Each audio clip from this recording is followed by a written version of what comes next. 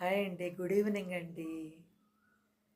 మనము ఇప్పుడు ఈ ఆధునిక కాలంలో చూస్తూ ఉంటే అండి, దాదాపుగా ఇప్పుడు మనం చూస్తున్న ఇప్పుడు ఉండే ప్రపంచాన్ని చూస్తూ ఉంటే, ఇప్పుడుండే యువతలో ఎక్కువ తొందరపాటుతనం ఉందనిపిస్తుందండి.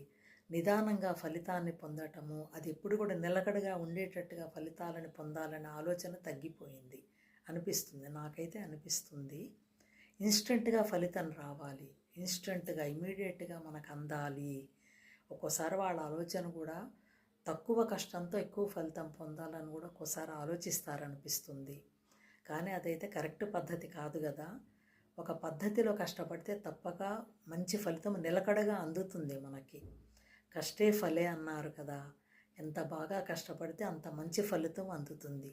అయితే ఆ కష్టపడటంలో కూడా కొంచెము లౌకికంగా కష్టపడాలి. అంటే ఒక మంచి పద్ధతిలో ఆ యొక్క కిటుకు తెలుసుకొని కష్టపడితే మంచి ఫలితాన్ని ఇప్పుడు ఉండే యువత పొందుతుందండి.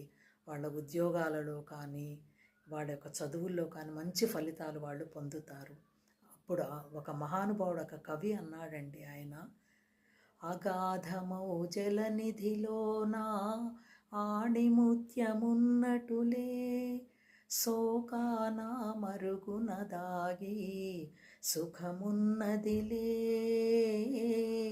ఏది తనంత తానై నీదరికి రాదు శోధించి సాధించాలి అది ఏ ధీరగుణం అని అన్నాడండి ఒక మహానుభావుడు, ఒక కవి. ఎంత అర్థం ఉందండి. మనము నేలని తవ్వితే ఎలా మనకు మణులు, అనేక రకాల ఖనిజాలు దొరుకుతాయో, నేలలో వజ్రాలు వైఢూర్యాలని మనం పొందుతామో, అదేవిధంగా మనము ఎంతో కష్టపడితే కానీ మనకు ఒక మంచి ఫలితం అందదండి. ఆ ఫలితం మనకు ఎప్పుడూ కూడా అది నిలకడగా ఉండిపోతుంది.